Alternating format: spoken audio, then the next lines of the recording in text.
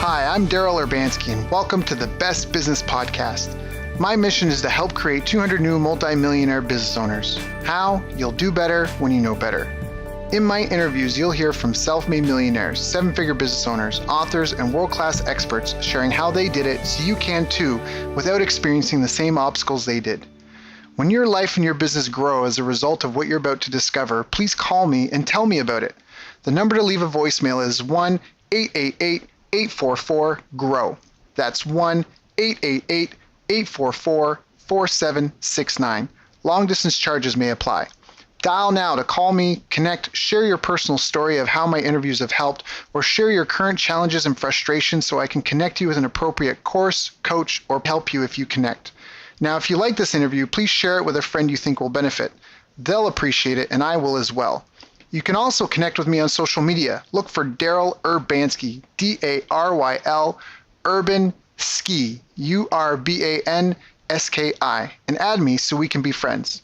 Now sit back, relax, and enjoy what I've prepared for you right here, right now. Hello, everyone. Thank you for joining us. My name is Daryl Urbanski, your host as always, and today we are joined by Rocky Lalvani, the millionaire next door. He started out with basically nothing as his parents immigrated to the United States when he was only 2 years old. At the time, his dad was 42. It was their second big move in life, and they were starting over yet again to create the American dream. In spite of a lot of struggles and his mom passing away when he was 7, he has been able to achieve financial success. And Rocky wants to share all he has learned along the way so others can achieve their success much faster. His focus is on helping people to know their purpose and then bring balance to their health, wealth, time, relationships, spirituality, and overcome those voices in all of our heads that prevent us from reaching our full potential. So Rocky, thank you so much for joining us today. It's an honor and a pleasure. How are you doing? I'm doing wonderful, Daryl. Thank you so much for having me on the show. It's my honor to be here. Yeah, it's an honor to be able to share some mind space with you and be the one that gets to actually talk to you. I mean, it sounds like quite a fascinating journey. So your family came to America. Were they business-minded people, entrepreneurs? What was the drive to come? Like, why America? Why then? Why not anything else? I think they believed in the American dream. They saw it as a place where anyone could have success. Mm-hmm. And I think it was around that time that a lot of my dad's friends were kind of coming to the United States around the same time. Mm-hmm. So my mom's sister had come maybe a year or two before, and my dad's brother had come a year or two before. So they had some people who had kind of taken the first steps. And I think they just saw more opportunity in the United States than they did back home, and the ability to create a new life. And so they picked up again in the second time in their life, and they said, let's go. Got it. And, at that time, when they immigrated, you were only allowed to bring $25 with you. So that's kind of what they started out with. They had a little bit of friends and family here, but we started off with basically nothing and living in the not so great places. Mm-hmm. And just continually over time, everyone just continued to work hard and build and create success. Now, did they have any trades? Like, was your dad was he a carpenter or a leather, worker or what? So technically my dad, when he left, he was a pharmacist. They owned a pharmacy there. Mm-hmm. But when he came to the United States, his pharmacy license was useless. Right. So he kind of went back to school he didn't actually, I don't know why he didn't go back to pharmacy school. Mm-hmm. He went back to school just to get a degree. Mm-hmm. And my mom was a teacher back there. So she came here and she ended up finding a job as a math teacher in a Catholic school. Oh, good. And so she kind of got started with that. And my dad found a job in a company. And then I guess it was probably about 4 years later that my mom passed away. Right. I'm so sorry. And I was still pretty young, so I don't understand all of the things that went on there. Mm-hmm. And my dad wasn't a risk taker.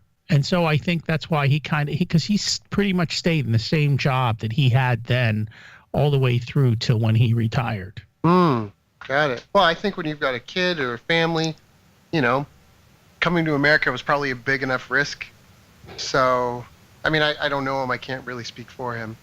It sounds like quite a struggle, though. So you don't really have, you do have, I know you say he wasn't quite a risk taker, but again, changing countries is a bit of a risky thing to do. So, but it doesn't sound like there's a lot of entrepreneurialism. So what's your background? Like, what were some of the biggest challenges you faced? I mean, growing up without a mom, being an immigrant in the United States, which if I understand correctly at the time, people could be judgmental, you know? Yes. You know what? And I think our parents always had pride. Mm-hmm. And so there may have been comments made here and there, but it was never something that flowed down to the kids or to me or to like any of the family around. It was like, we're all successful people. We're starting over. And literally, you know, within a very short period of time, they continually moved up the economic ladder. That's so excellent. Even though he didn't do tremendous, all the people around us did successful. And I think as you look at the flip of people around us, there were people who worked for companies, there were engineers and business people, there were entrepreneurs in the group, there were doctors in the group. So it was a wide variety of people who had been successful in their home country, but were now starting over. So they already had the success mindset. They had already moved once in their life because where we were from originally ended up when they were young was a war-torn area. And so they had to leave and start over that first time. So I think they just knew how to be resilient, and wherever they went, you know, wherever you look at our family and cousins throughout the world, they're successful everywhere they went. So there was a certain, just that underlying success in there. And those principles were taught to me, the underlying success, the underlying understanding of money and how to use it and how to bargain and how to save and how not to get caught up in all of the hype and overspend. So those principles and those things were all core values there. And so even though I grew up different, I think we just had instilled in us a sense of pride. And so we didn't feel that there was a need to be pitied. We just knew that you were just expected to succeed. That was just kind of the way it was. And you know, we were always told the world is yours. Go do what you want. Yeah, that's a powerful statement. I really want to emphasize that too, because people listening, they might be like, yeah, you can be anything, be all you can be. I've heard that. But the reality is everybody listening to this, we're fortunate enough that we're humans.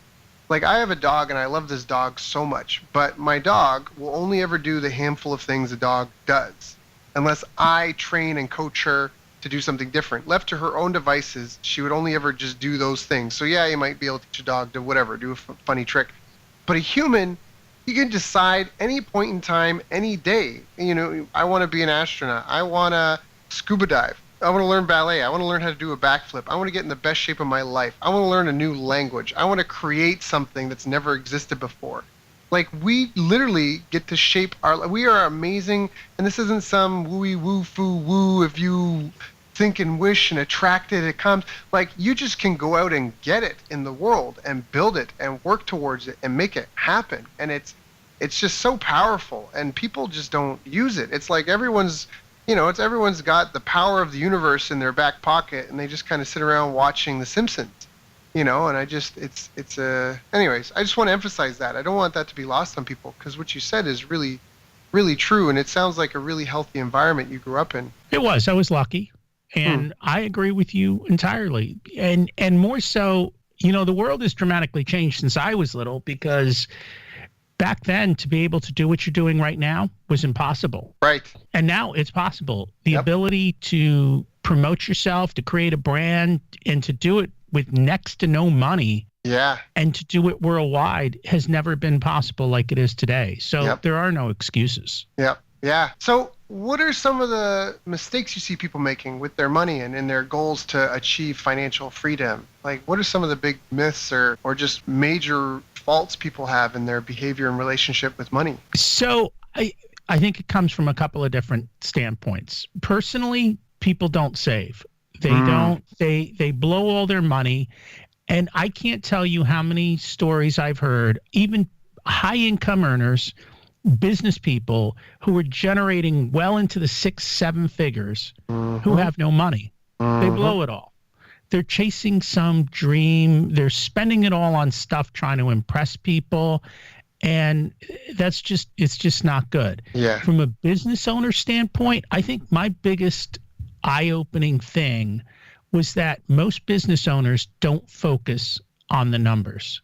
And I was shocked at that. I always thought, oh, this guy's a business owner. He understands his numbers. And the amount of business owners that actually do that are very small. And I think that's why so many small businesses go under, because they don't focus on their numbers. They don't know what their profit margins are. They don't know where the money is coming and going from. And if you don't focus on it, you're never going to control it. And I understand for many business people, you are much more interested in whatever it is that you do and that you do well. And there's nothing wrong with that. But you've got to either build the systems or get help that will help you focus on your numbers. And you've got to have excellent people who do that, because too often than not, even the people you might hire don't focus on the numbers. Right. Yes. There's some really powerful things in that. Let's unpack that a little bit for the listeners so that doesn't go over their heads. So the first thing is the numbers. That is so important. I just have a new client I've been working with now. The holidays just came and went, and they have a couple of different software companies, one doing about $4 million a year, 3 doing about $1 million a year, and they have fair-sized marketing budgets. And they had a campaign, and they were buying customers for about $40 per sale, which is okay. And they have a $47 per month subscription program is the second lowest tier that they have. And for that program, they get about just under $500 on average per customer. And over the holidays, their cost per sale got close to $80, so they shut it off. But they, like you said, they weren't watching the numbers. They were focused on what they were spending. And so they're like, whoa, hold on, right?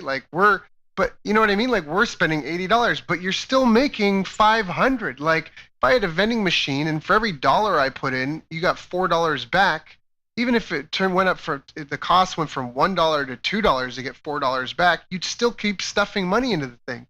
And I think that like what you said, not paying attention to the numbers is a huge part of that. So I think that part is really important to emphasize. And then the next thing you talked about is building a team. That is such an important thing. There are so many people that are trying to do it on their own.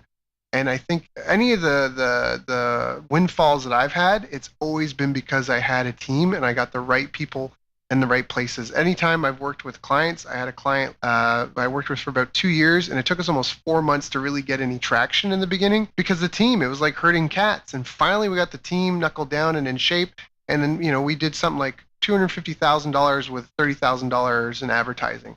And it was just, it's really just about being able to get those people in place and recognize what you're good at, and not necessarily just avoiding your weaknesses, but surrounding yourself with people that can support you with what you're weak at.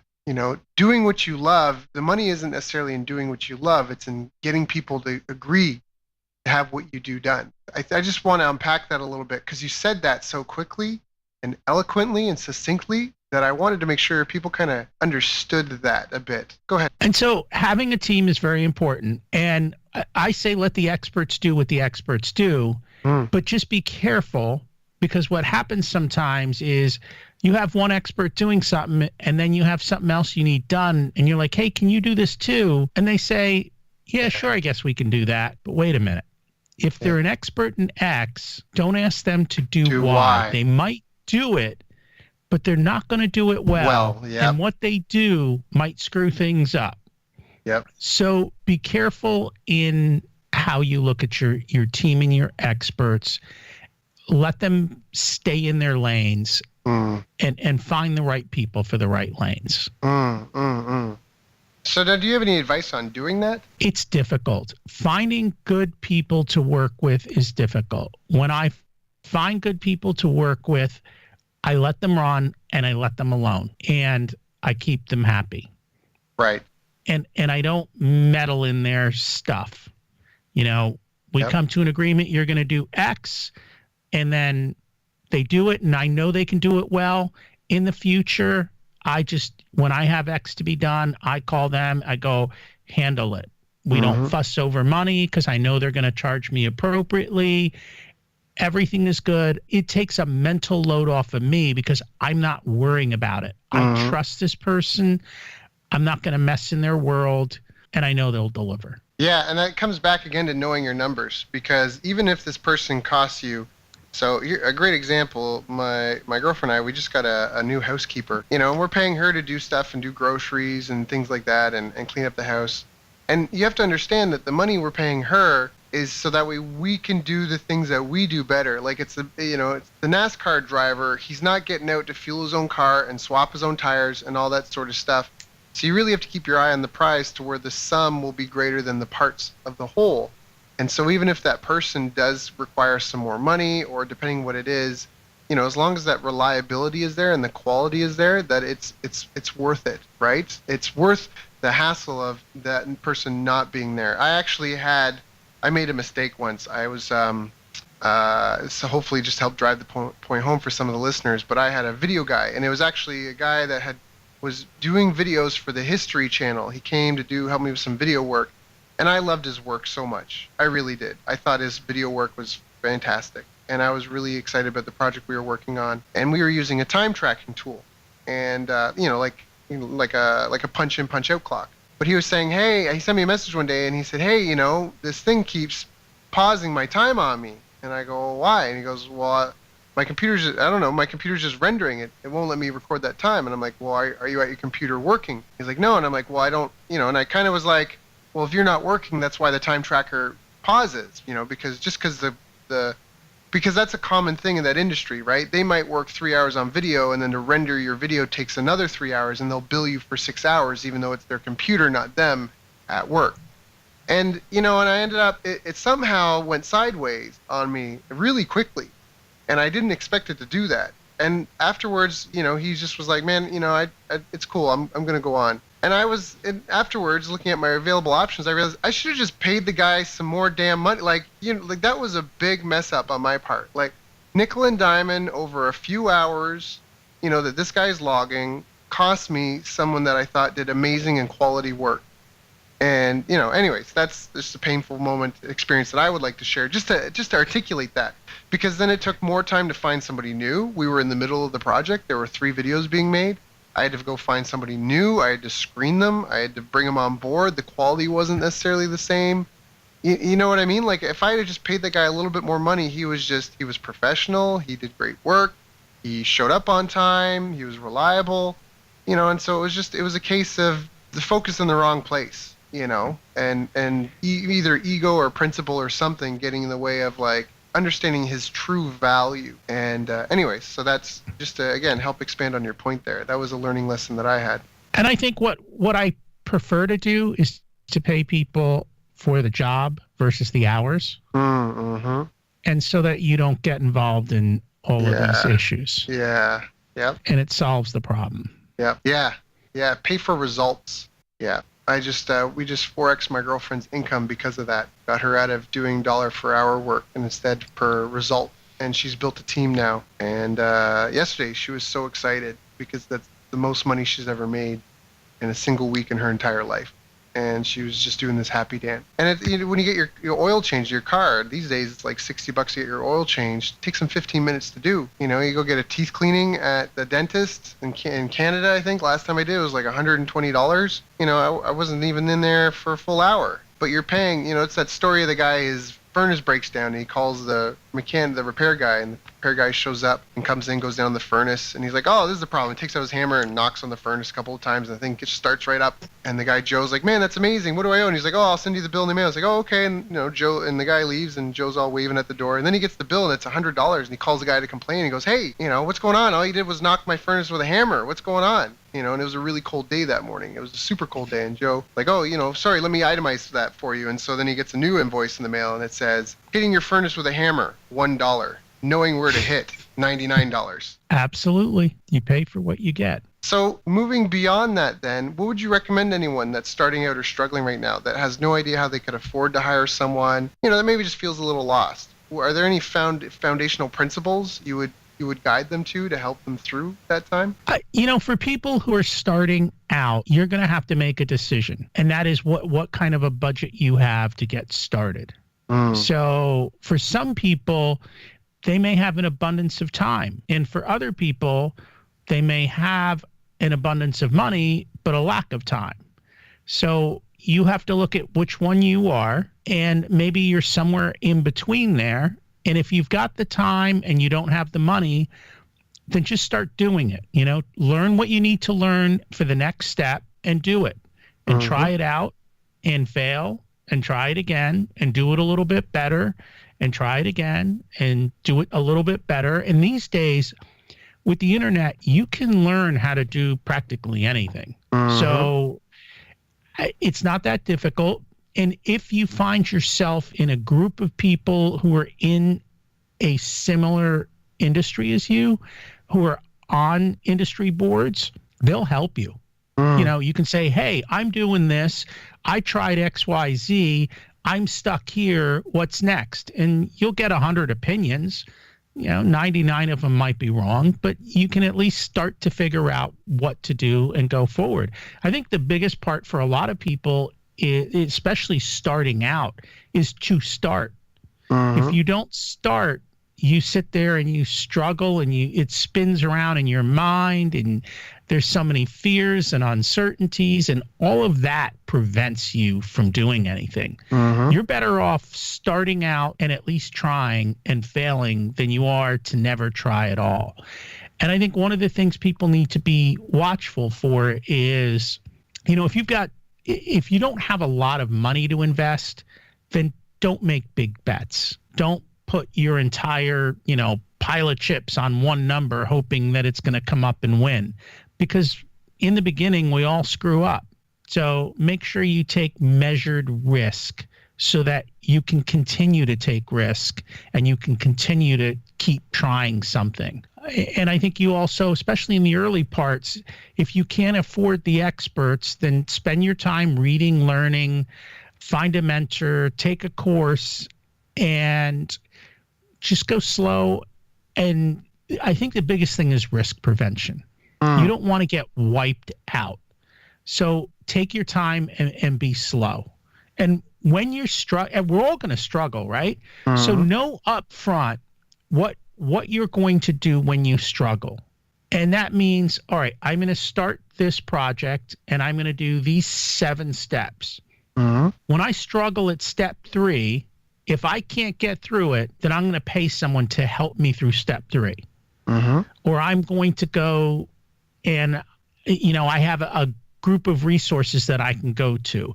So if you know that you're going to struggle, be ready to not get stuck at the struggle. Have a plan in mind for how you're going to handle the struggle, how long you're going to struggle before you ask for help. And you've got to ask for help. I think that's the other big problem. No one wants to ask for help.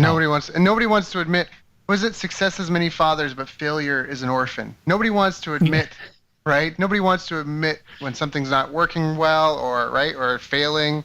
Yeah.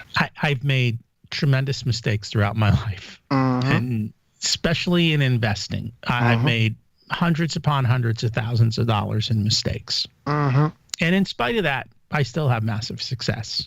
Because if you don't take the chance, you're never going to get ahead. That's what makes it hard, I think, in business, because I've definitely gone through it myself. Like you're gambling with money, and money is just an inanimate object, right? It's just an idea, money, but it represents so much power to a certain extent, and so much time and energy and effort invested. So it's hard to be detached. And if you're playing basketball, and you miss a bunch of shots, you're like, whatever, I'll just keep shooting and I'll make it. But when it's your money, it's so much harder to be that way and be like, oh, geez, I've got no money this month, but let me keep hustling and negotiating and making deals and, helping people, and, maybe some will come together next month. I had something last year where I went very close to having no money, and I'm actually a saver. You say people tend to save. I tend to try to not spend anything more than 70% of what I make, including what I save. That other 70, the last 30%, it just disappears. No one knows about it. No, it's off and it's for rainy days. And I really did have to help in some family things. And then the business stuff, it was 3-4 months. It was nothing I was doing was worked. And when I was literally getting so close to my last dime, I signed a $100,000 US contract. And then I had another thing come through and another thing come through and another. And so, but like, it's that, like you say, you fail, but you gotta try and be detached, and anyways, that's why I say I like what you said about mitigating risk. You have to find a way to protect yourself, but then still be able to play that game, because you got to be in it. If you please correct me if I'm wrong in any way, shape, or form. And that's why I love about what you said. Protect yourself, mitigate your own personal risk as much as you can. But in business, you're going to hire people, and it's not going to work out. It doesn't mean you shouldn't hire anyone anymore. You're going to spend money on advertising, and it's not going to work out. The product or service you're doing is going to be made redundant. You're going to have to start from zero again. The world's going to change. Geez. Could you imagine being the first guy trying to sell a fax machine? And now with the internet, do people even still use fax? It's evolved and changed, and so just don't know what's going to happen. The top 100 or Fortune 100 companies, they're not going to be the same ones most likely in the next 50 years. Do you have any habits that people should? Well, so yeah, if you're a business person, why are you in business? To make a profit, right? Right. So profit first. The first thing you should do is set aside your profit. And in the same thing in your personal life, right? The first thing you should do is pay yourself first. So pay yourself first, pay your profits first, and put them aside and keep them protected and let them grow. Everyone wants to keep reinvesting in their business, and they never put aside their profits. And one day the world changes and their business is gone and there was no profit.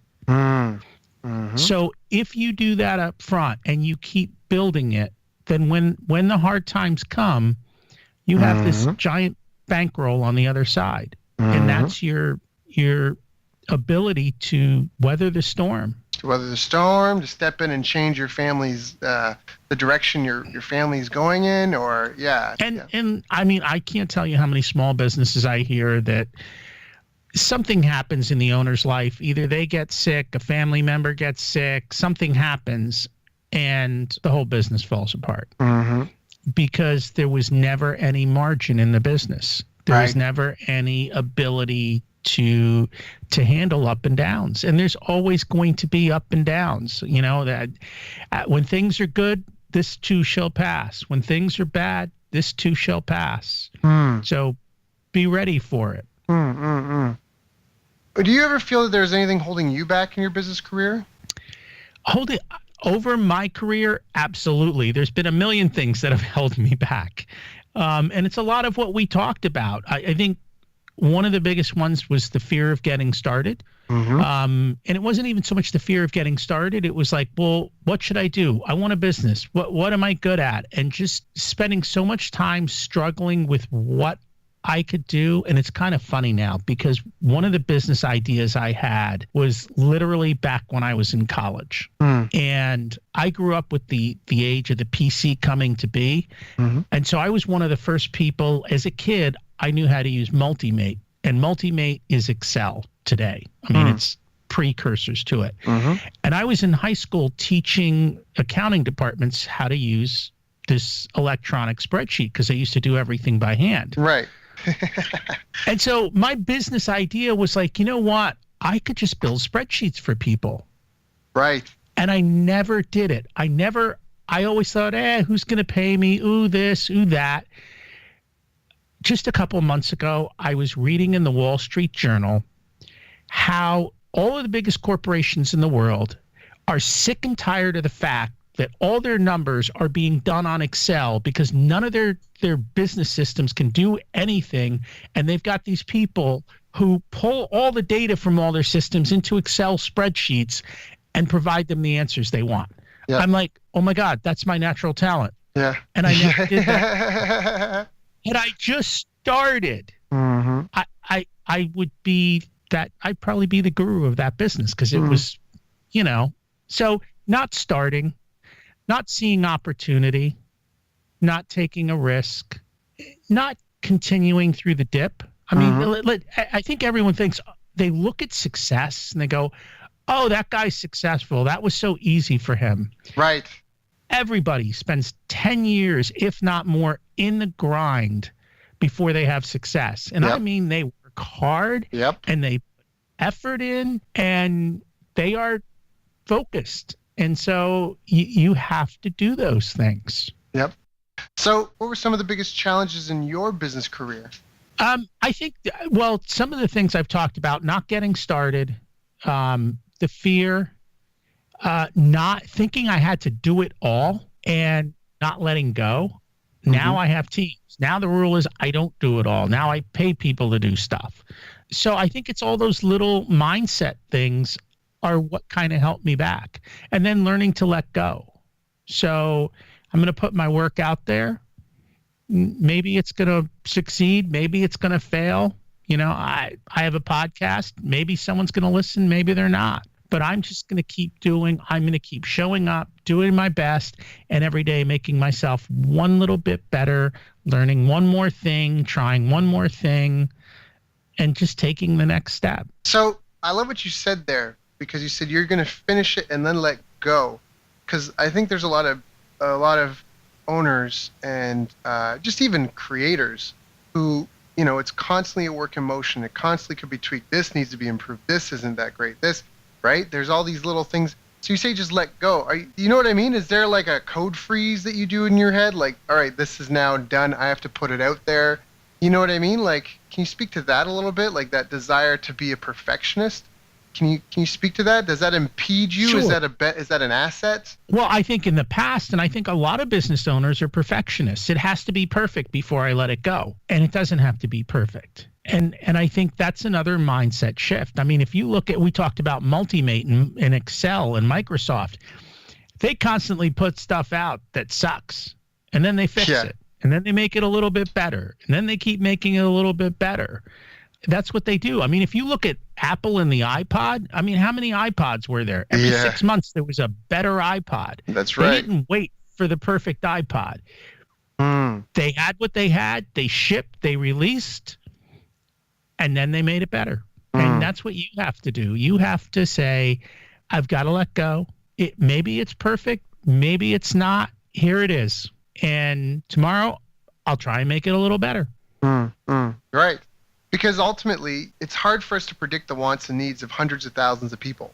You know, you are one person, or maybe you're a small team of 2 or 3. And until you put it in the hands of your customers who are going to actually use it and hear what they think, you're never really going to be 100% clear on, right, whether it's loved or not, or whether it's fitting the need, or how you could be, you know, how it might break. You just got to put it out there in their hands and then, you know, update it for them, because they're the ones paying for it, right? So to get the minimum viable product up, put it out there, get feedback, just be upfront with people. You know, if you feel like it's not as a finished product, perhaps let them know, like, hey, this is a beta type of thing. You know, hey, this is just the first version. If you get in early, you get to be part of the process. Just be transparent, but, you know, don't limit yourself. Go for sales right away. I think that's a really important thing. Get something together that someone gets excited about, put it in their hands, get them to pay for it, and then, like you said, keep making it better. Come out with new versions. I think that's fantastic advice. Well, and so just from the standpoint of building a digital course, so you're creating a course that you're going to sell on how to do X, Y, Z. If you do it in that fashion, when you build it, the original people who are taking that course are going to show you where the sticking points are. You're going to start to learn where you missed something. And it may not be what you think it is. You might get surprised at the feedback that is provided to you. And if you waited to make it perfect and you put all that effort into it and you miss the mark, how many hours and how much resources have you lost? Instead of saying, here's round 1, give us feedback so we can do round 2 better. Right. Really well said. Really, really well said. So, what was some of the best advice you ever got in your business career? Some of the best advice. I think, and we've talked about this, build a team and let the experts do what they're good at, and don't mess with them. Don't question them. Just learn to let go and be intentional up front when you do that. I think for me, the best example, I flip houses. Okay. And when we began flipping houses, I know how to do everything in that house. I know how to put a roof on. I know how to drop floors. I know how to hang cabinets. I know how to do plumbing, electric, everything. The rule was, I will not lift a hammer. Right. Because that is not the best use of my time. Right. I will manage people and I will handle problems. And we let the experts do what they're good at And I just manage the process. And in learning to do that to the point of, like, literally, I don't meet people at the house. There's a lockbox on the front door. Here's the code. Here's the address. Here's what needs done. Mm-hmm. And I let go. I can flip a house with about 20 hours of work. That's awesome. And it's because I've learned to let go and trust. Right. And that's probably the most important thing. You're an entrepreneur.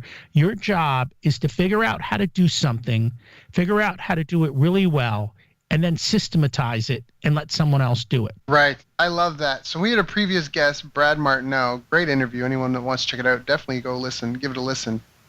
He gave me this quote, and I use it all the time, and he just says, when you look up the word entrepreneur in the dictionary, what it says is a person who organizes a business or businesses. What it doesn't say is a person who answers the phone, does the bookkeeping, makes the sales, mops the floor, delivers the service, right? Like, that's not what it says. It's a person who organizes it all. And I think that that's a really powerful thing. And it goes back to what we were saying before about building that team around you and having those. I just love what you say, that even though you know how to do everything, you don't lift a hammer, because that limits your ability to grow and scale. You are in the business of creating opportunities for other people to make an income, right? Like, everybody wants to show off how good they are. Everyone wants to show off how great of a doer they are. But it sounds like you're like, I can't, I could, but I'm not touching a hammer. And I think that's really powerful, because it allows you, like you say, with 20 hours to flip one house. So you could be flipping 5, depending on, what you've set up, you could be flipping multiple houses at a time, but you couldn't do. It would be physically impossible to do if you were the guy doing everything. If you had a full-time job and you're coming back on weekends and evenings to work on this place, and maybe that's where you start. But that's not, that's not what's going to get you to where your goals are. So I just think that's a powerful thing. Anyone listening to this, there's been some great gems in this interview. You may want to go back and re-listen to it all. I certainly hope you've had a paper and pen to write some notes down, because, again, even if you never look at them again, just by writing it down, you're more likely to remember it. Did you have any role models growing up that helped you figure this stuff out? How did you learn all this stuff? Where did you get that wisdom? So, growing up beyond family, probably not. And I say that not because I was so smart. It was because I was so arrogant. And so I continually made all these mistakes, and I kept screwing up. And all those things have prevented me from making even more money. Because I had to learn them the hard way. Had I understood these things up front and had the confidence to just do it, I would be 100 times further along than I am today. And I'm pretty far along. So, it. Yep. It's just making, and that's what, so the biggest thing I try and do now is to, especially with my kids, is we have these kind of conversations and teaching them how not to make all the mistakes that I made. Right. And that's part of what my coaching practice is, the same thing. Let me prevent you, you're not going to pay me to make you grow 10 times faster, but what I'm going to do is help you not make all the mistakes that I made. Right. And that's why you're going to get there faster. That's going to get you there faster, because you can see so much clearer that, hey, if you go down this path, these are all the things that you're going to encounter. Here's a simpler, easier way to do it, and figure out how to make that happen. And that's the other thing. I was just having a conversation with someone earlier today. So often we say, well, I need to do X, and everyone looks at it, well, there's one way to do X. But when you sit down and say, you know what, I need to do X, but I can't do it the way everyone says, and you just take a few minutes to just settle and clear your mind and think through it, you'd be amazed at how many other ways there are to do X that you never possibly imagined. And when you figure those all out, you're like, oh my God, why is everyone doing X that way when there are 100 better ways to do it? Yeah, I think that's so powerful. You might not be able to change the speed limit of the highway or make the car go faster, but you can prevent the flat tire. You can prevent the radiator, blowing up. You can prevent all these other things that could happen that other people didn't realize. Oh, you're not supposed to drive over you're not supposed to do this, you're not supposed to do that, you're not supposed to go off-road, you're not supposed to. I think that's fantastic.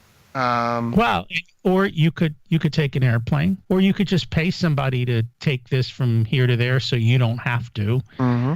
There's a million other ways to get that job done. Can you speak a little bit to how you create and monitor a system? So if you have a system in your business, can you give an example of how one is created and how you, I don't know if enforce is the right word, but how you quality control, so to speak?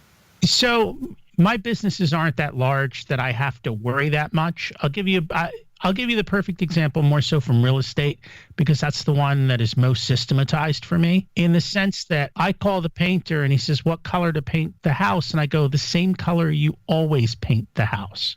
We're not going to make this decision. Go paint the house. You know the colors. There's two of them. This goes on the trim.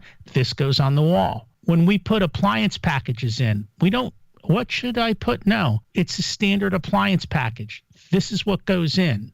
So we try to remove decisions that don't really matter and make them as simple as possible. Same thing goes, for bookkeeping. This is the way things get logged into the system. And, if you're a small business, and one of the things you can do is to separate your accounts. So separate your personal expenses from your business expenses.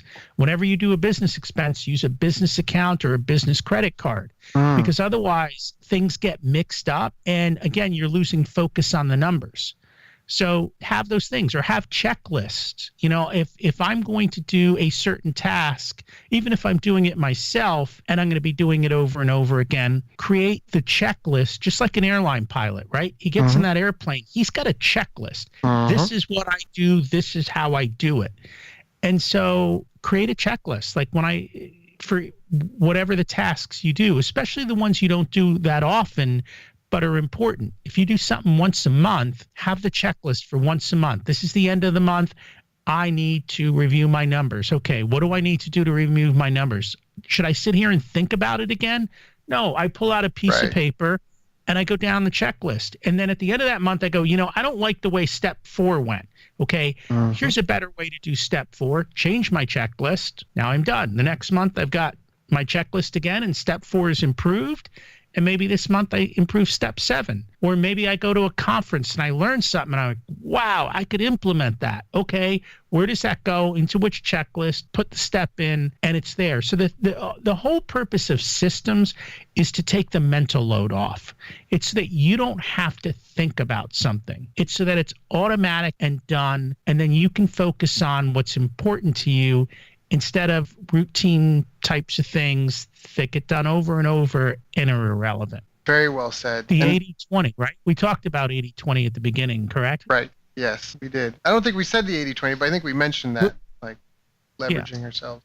Do you want me to go into the 80-20? I can dig into it if you want. Well, I think people kind of get the concept. The idea is that, 80% of your results come from 20% of the effort, and that's really kind of the goal, right? I mean, it's the focus not on the trivial many, but the critical few. And I think we can all think of that in a life. It's almost like with productivity. The reality is, as business owners, we're not productive all day every day.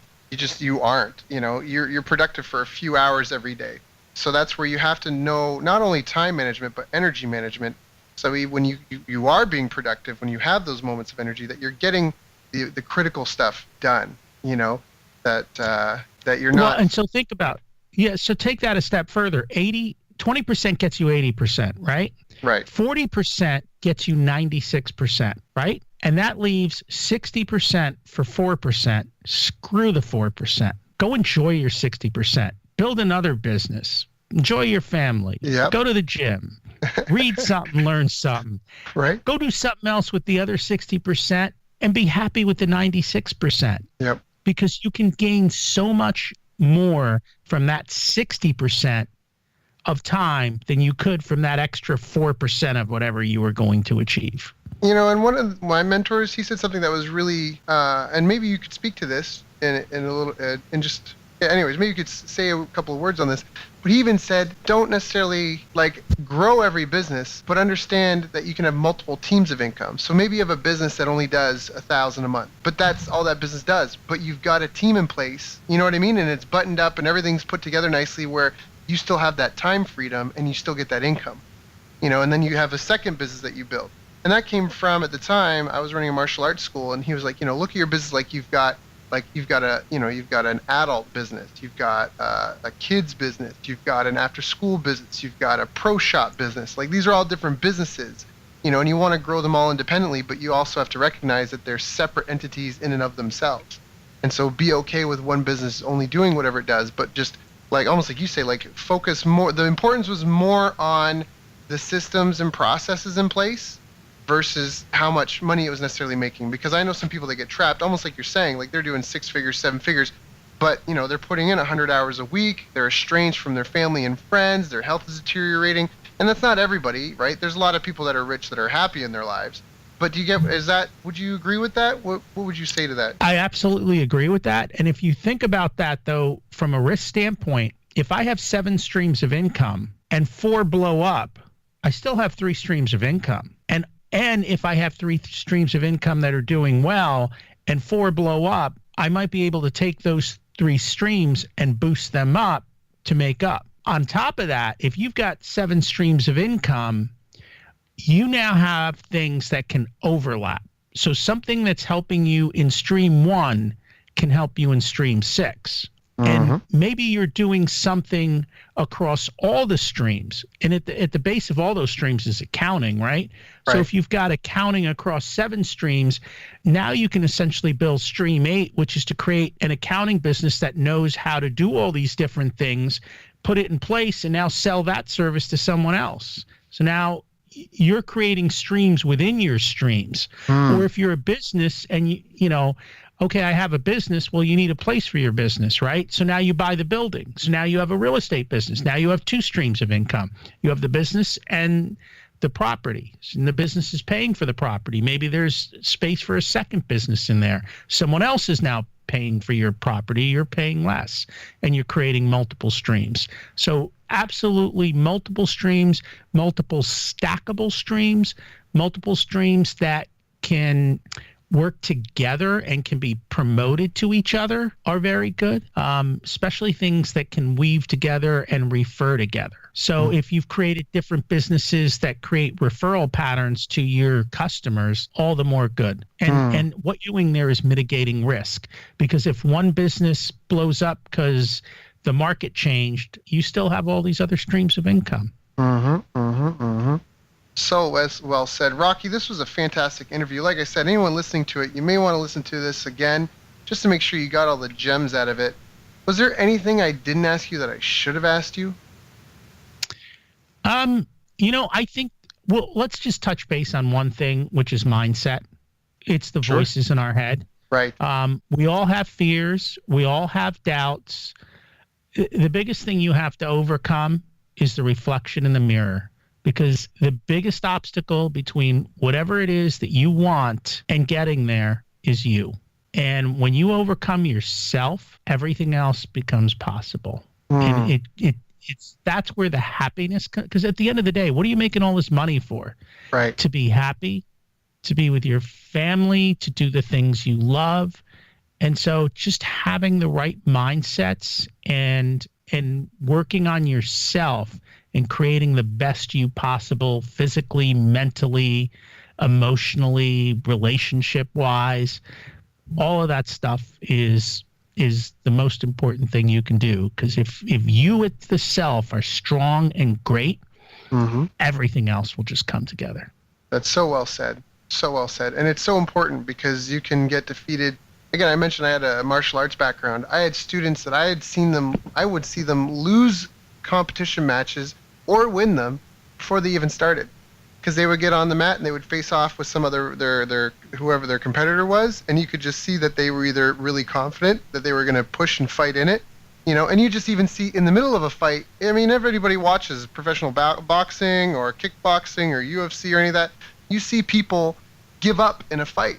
Just mentally they check out, and you can't mentally check out and your body's going to be like, no, we can do this, keep fighting. Like mentally you have to be sharp. You have to push through that mental toughness part is a big deal. So I'm glad that you brought that up. So, Rocky, if anyone's been listening to this and they really resonate with you and your message and they want to reach out to you, what are the best ways to get in touch with you? How should they do that?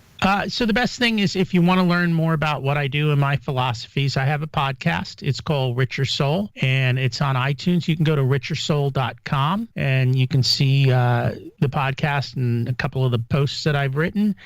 You can reach out to me personally. It's rocky@richersoul.com. I always love to hear questions from people and love to help you out in any way that I can. So just reach out and say hey. That's so awesome. Rocky, I want to thank you for coming and sharing with me and my listeners. You already have your own following. You've got your own businesses and your own kids and family that you could be focusing on.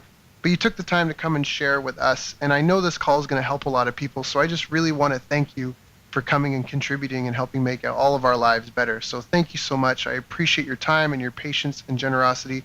And hopefully we'll have you back on the show again. Thank you so much, Daryl. It's been an honor to be here, and I'm just glad that I could serve your audience and serve you and help to make you all better. You've reached the end of our interview. Now, first, let me thank you for listening. I appreciate and respect you more than you'll ever know. And now I'd like to ask you a couple of questions. First, what 3 lessons did you just learn? What 3 aha moments just jumped out at you? Second, what can you implement for yourself and your business in the next 24 hours? Third, what can you give to someone else to help you with, or give to them to just do it for you? Whatever it is, remember, taking action is the secret sauce to results. Now, if you think this interview would be helpful for a friend, please give them a link to it. It'll help them and it'll help me too. I'd also like to invite you to help me find out more about the challenges you're facing, your dreams, your goals, and how I can help you overcome what's holding you back. We both do better when we know better, and your success is my success. So please reach out and interact. You can visit our website, bestbusinesscoach.ca for Canada or California, where I'm from and where I'm living. You're welcome to also try out one of our paid programs. You can find us on YouTube, Facebook, and pretty much every other social media channel you can think of. You should also subscribe to the podcast, and if you're enjoying them, please leave us a nice review. It really helps. That's all for now. Once again, thank you. Take care of yourself, and remember, the world needs the best business you can build. And I believe in you.